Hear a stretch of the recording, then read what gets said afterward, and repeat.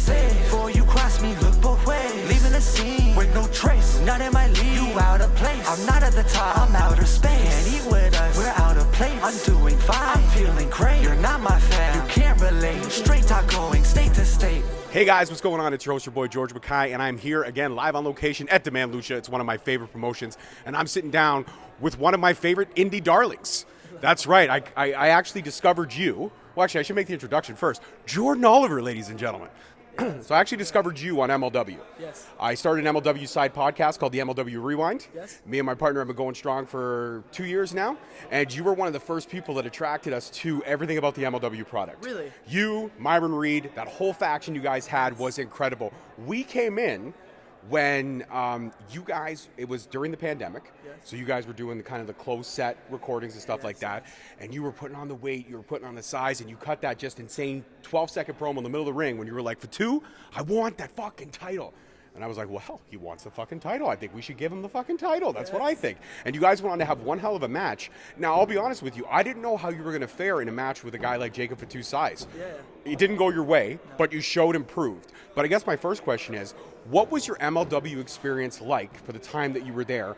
And why did you choose, or why was it kind of, you didn't decide to continue on there and decided to go back on the indies? Yes. So I love to hear that. That's so awesome. I fought really hard during that whole pandemic era to get that match with Jacob, so that's really cool. But I think for me, the MLW experience was good. It was overall good. The issues that were there are, I love the indies. I love wrestling for Game Changer Wrestling. I love wrestling for promotions like Demand Lucha. I don't have any aspirations to wrestle outside of the independents.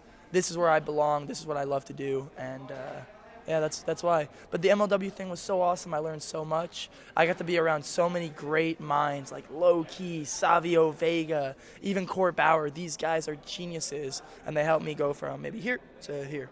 So I would absolutely agree with that. We nicknamed Court Bauer the mad genius of pro wrestling, because his storytelling is old school yet new school, and it ties in everything. When you necessarily may not want to cheer for that person, you end up cheering for them because you just want to see something special. And I felt like, especially during the pandemic era, I feel that MLW was the only company that was really putting out the strongest product, in my opinion. Yes. And a lot of stories were developed, a lot of characters got to shine, and everyone, considering the roster is so tight-knit, everyone got their moments in the sun. And that's very hard for a lot of promotions to do. We were so lucky.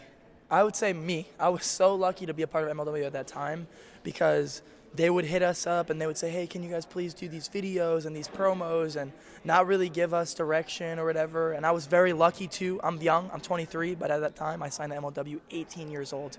So Court Bauer gave me so much control in the Injustice character and the stories and these promos. All of that written by me. Everything Injustice did by me, Myron, Snoop. Yeah, little input, little direction, but mostly we wrote all of our own stuff. So during that pandemic time when they're asking us, do promos, no one's doing them. It's just me, Myron, Mander, whoever they had, whatever. And I just started cutting these promos, like, let me wrestle for the belt. And I literally gave them no shot, no chance, but developed me into a main eventer. And they did. And again, now Jacob Fatu. He's a beast. Oh, he hits different on so many different levels. When you're in the ring with Jacob Fatu, how do you wake up the next morning? Serious question. Seriously? It's okay. It's okay. So Jacob takes care of you when you're in the ring. I would say a little bit. Yeah, that moonsault, that sucks. The Samoan drop, that sucks. But honestly, like, Jacob's one of my brothers. Yeah, we are so tight. We are so close that I think maybe that night he went a little easier on me than other guys. Yeah, I would say so. But you know what? You put on the size, you put on the weight, and everything started to kind of click. Yes. And we started to see, again, Jordan Oliver being so young. And that was one of the things we talked about in MLW is, like, you just got to wait. You got to wait. When we talked on the Rewind, you got to wait. He's just getting there. Yeah. He's just getting there. He's hitting his stride. And then all of a sudden, something just clicked. Yes. What do you think was that? I steal this from an indie wrestler up here, Holden Albright. I shout him out all the time. We call them level up moments. Yeah. So when do you think Jordan Oliver, what moment do you think was the moment that Jordan Oliver leveled up in his MLW run? So the pandemic happened. right before the pandemic, we're just picking up buzz, right? We did me, Myron, and Snoop versus the Los Jinetas for the AAA Tag Team Champions. Vikingos on that. So many great match, great match to have for us. And then everything stops. Everything stops. All of wrestling stops. Dead. Completely dead. But GCW, they had one more show called the Acid Cup 2, and it was like a live stream show. And I made it to the semifinals. Blake Christian, one of my tag partners, and then Nick Gage, and I pinned Nick Gage. And after that tournament, people started like taking me a little more seriously. Oh, like maybe we're wrong. Maybe Jordan isn't ass. Maybe he does have some potential here. And then right after that, we start doing these promos for MLW. And I think, as weird as it is, the promos are what got me to the next level in MLW. I think they started going like, oh damn, he's not just like a wrestler. Like he can talk too. And not that I'm the greatest talker, but I was trying my best. Right, but when you're given that creative freedom to say, listen, we need you to hit these points, I don't care how you get there, just hit them. Yeah, absolutely. And then all of a sudden it's like, wait a minute, so I could say whatever I want from here to here, hit this note, and then I could say whatever I want from here to here to get to where you need me to go. Yeah. No problem. So I feel like when you have that, when a wrestler has that creative freedom, excelling at that point is seamless. It's very easy when you have that freedom. When the company comes to you and says, hey, we trust you. Yeah. Get us to where you need us to get, but we trust you. Yes, and that trust motivated me to understand who I am, which a lot of young wrestlers have this issue. Who am I? What am I going to do? What do I say? What do I talk? At that point, and the Injustice character, I completely understood it. There was no like, what would we say? What would we do? Like, no, I know. These are my characters. These are Myron's characters. These are Snoop's characters. This is the direction that we need to go in. And, of course, Court Bauer and MSL and all these guys at MLW were like, yeah, that sounds good. It was just that easy. Yeah, no problem. That's good. You want to go for a chicken taco, or that's what it sounds like? Yeah. So, Myron Reed and you, middleweight title belt aspirations could have happened at any moment. Yeah. Never did. No. Now that Myron's kind of a free agent, back on the indies a little bit more freer than he was with the MLW contract, could we potentially see the dream match that a lot of MLW fans wanted but never got? Nobody wanted Injustice to break up, but we wanted to see who really was the top dog in Injustice. And I feel like that's one storyline that MLW fans never got to see. Honestly, I hadn't thought about it until right now, but yeah, huge missed opportunity. Holy shit. Me versus Myron Reed on MLW for the middleweight would have been incredible. I think now that that he's back doing more indies and stuff, we'll probably wrestle a few times. Just because of what you say right now, now that I'm thinking about it, I think people will probably think the same thing. That's what your boy does. He thinks the great things. I have a wrestling mind. I could do things. I could book some stuff. I could book stuff. Honestly, I believe you. I think out of all the interviews I talked to, these questions, these things that you're saying to me are very like, oh yeah, like I know you actually know what you're talking about. Well, you know what, that coming from you, that's huge to me. Let's talk about GCW. Let's switch gears for a second. GCW, you love wrestling for GCW. You've had some insane matches. Like you said, you pinned Nick Gage, arguably one of the most psychotic men to ever step in a ring. Now, when you're working through the inner workings of a match with Nick Gage, and again, everybody knows kayfabe, the curtain's already been pulled back 50,000 times over. How does working a match with Nick Gage go? Does he just come up and say, hit me with this, and this, then I'm going to fuck you up, and then you can pin me? Sorta, no. Me and Nick Gage, that's my best friend. He is my second best friend in the entire planet. We go to the gym every day together. We walk 2 hours to the gym there and back, but not at this time when I wrestled him for this match.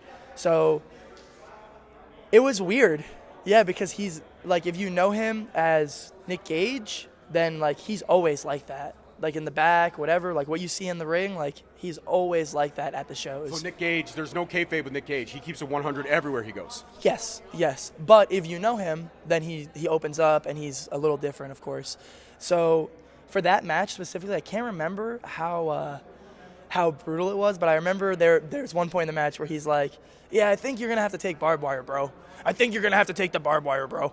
And I'm like, no, I don't know. I never taken barbed wire. And he's like, nah, bro, it's fine. Don't worry, bro. I got you. Oh, yeah, it just feels like an average day. It's nothing, bro. It's nothing. And it was fine, but it sucked. But, yeah, that's the only thing I can remember from the match that was like Nick Gage being like all right, dude, we're doing. This is what's happening. This is what the fuck is happening. You're gonna go. I'm gonna body slam you on the barbed wire, and that's that. You're going to enjoy the rest of your night. Yeah. And then we'll go out for chicken tacos. Yeah, I keep chicken saying tacos. chicken tacos because it's a great taco spot up the street, Gus's. You got to check it out. Probably will. You have to, 100%. So now let's talk about the changing of the guard in pro wrestling.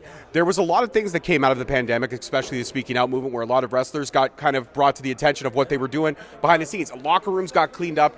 Everybody kind of became a united front. Then AEW happened. Yes. And it kind of changed the landscape because it gave WWE some very serious competition. Now, I know you say you love the Indies, and I know you say you love GCW, but given the right opportunity, the right booking, the right storytelling, the right everything for Jordan Oliver to shine, would you consider a short-term NXT or even AEW run if everything was booked to the way you feel would be great for Jordan Oliver, the character, not the man? Yes. I right now, because I'm tag team partners with Nick Wayne. He's currently signed to AEW, debuting on AEW, July 14th in his first match. Pretty much right after school, if I'm not mistaken. Yeah, right? You graduate, and here you go, son. July 10th is his 18th birthday. July 14th is his debut on TV. So I would sign with MLW, or not MLW, AEW to team with Nick more, because that's, again, someone that I'm so close with, and I feel like we have so much potential to be like a legendary tag team. I've got the wheels turning in my head right Yeah. now. You guys versus FTR? Yes, us versus Come the Young on. Bucks. The Young Bucks? Holy shit. That's money making right there. Yeah, so Even if Hangman and Omega reunited for one night, come on. me and Wayne always talk about us versus the Golden Lovers. Yeah, so I guess that seems like the best path right now, but I do love the Indies. My main goal, like in professional wrestling, is to be the best ever. So to do these things, to be considered one of the best ever, you have to go to WWE, you have to go to AEW, you have to do New Japan, you have to win championships, you have to do these things. So whatever the case may be, like if AEW was to offer tag stuff with Wayne, then I would probably sign in a heartbeat. If WWE was to offer me like not an NXT contract, then maybe I would take it, no problem. But at this point in my indie career, I'm 23, been wrestling for 8 years. I have so much time to become so much better. Even you said maybe that Fatu match was 2-3 years ago, and I was just getting good, you know? Now, You're just hitting your stride. Yes. I wouldn't say you were just getting good. I think that's a dishonest to you. Sure. You were already great. Thank you. I think that Fatu match was a level up moment. Because like I said, if you want to be the best, you got to beat the best. Now, again, that match didn't go your way. Sure, yeah. But there were some moments in there where I was like, Yeah. holy shit, is Jordan Oliver going to steal this one? There was a wish. couple moments. I fucking wish. No, but so yeah, I started figuring it out around that time, and then I met guys like Mike Bailey and Alex Shelley, and these guys take me from like a level 6 to what I believe is like a level 8, you know? And again, I'm 23, been wrestling for 8 years, 7 years. By the time I'm 25, who knows where I'll be at, how good I'll be, if I'll be even able to wrestle, because I go so hard, I put my body so hard on the line. But yeah, I'm not in a rush. I think that's the main point. I'm not in a rush. That actually brings me up to a great point. Do you think that all the wrestlers nowadays, everybody's going hard because everybody's trying to go out there and show and prove? It's not so much getting over. I mean, you obviously want to get over, but you want to show and prove every time why you're on that card, why you're there, why people should pay their hard-earned money, especially in a world of inflation, why we should do these things now. Yes. Do you ever feel like a lot of times that's underappreciated in wrestling, how hard the wrestlers go? It doesn't matter if there's 5 seats in the ring or if it's a packed stadium. Do you feel like still, even though you're giving it all for 5 people, that the fans in the audience may not appreciate the art form as much as they should? I definitely think there's some fans like that will, you know, we'll have 5 people in the audience and they paid for this show and now they don't make any sound or whatever. But I will, in my personal opinion, I think that no matter what the case is, like, wrestling is sacred, you know? Like, wrestling is so special that no matter if the fans are 5 or 3 or 1,000, and you just try your best to show that, like, hey, look, like, I don't know, this is what I love, then it won't even matter if they appreciate it.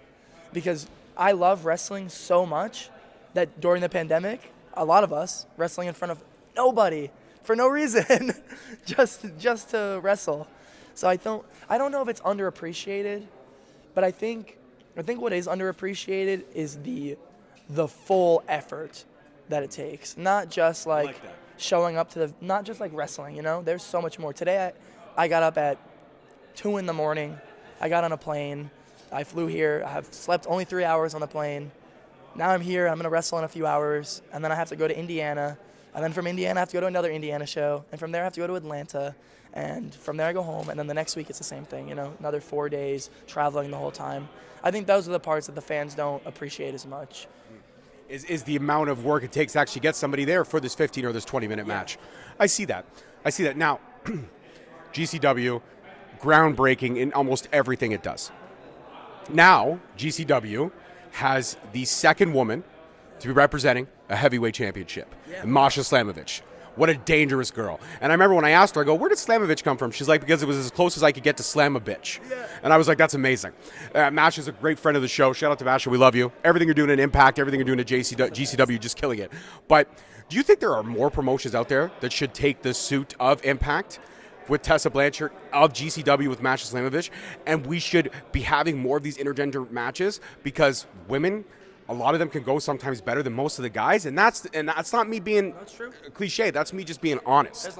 Right now, we are in the boom period of women, not just wrestling, not just sports, the world. Right now, the last 5 years, women have taken over, and that's awesome.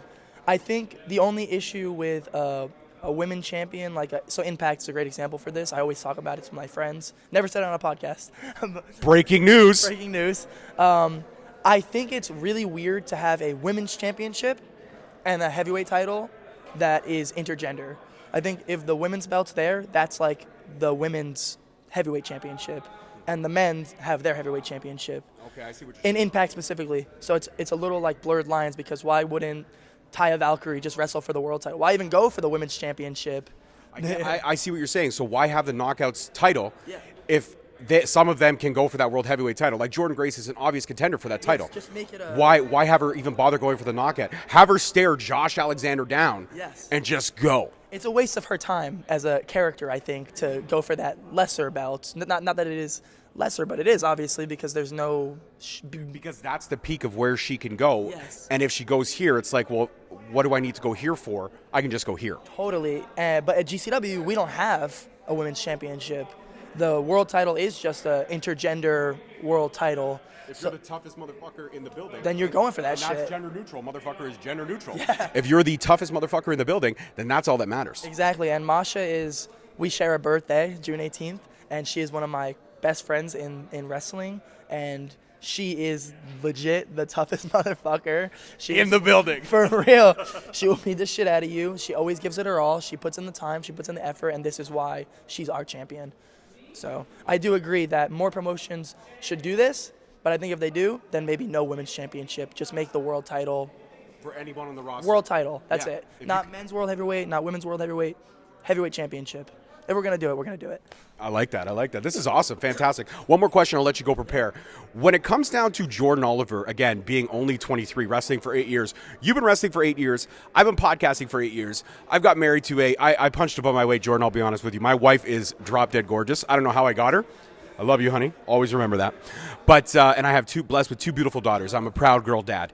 And when it comes to, I guess, leaving a legacy, I want my daughters to know that even though I didn't get a chance to chase everything in my dream, I chased this, and to have conversations with individuals like yourself, these are what keep me podcasting. Yeah. When somebody's gracious enough to give me the time, because of the reputation that I have and because of the connections that I've built. Yeah. But when it comes to the legacy of Jordan Oliver, and the fact that you're still so ridiculously young, it's incredible. You're 23.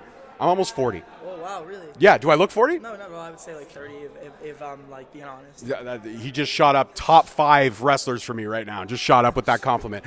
But looking the fact that you have so much more time compared to where I am in my life, what is the one thing that you want to, when all the dust settles and Jordan Oliver is 60 years old and he's sitting on some porch, maybe chewing tobacco, whittling wood, whatever Jordan Oliver wants to do in his downtime, smoking a blunt, that's cool too. It's legal everywhere, especially here in Canada. If you got him, smoke him. But the fact is, what would be the legacy that you would like to leave behind? What would be the one thing that you would like fans to remember about Jordan Oliver when Jordan Oliver's time is done?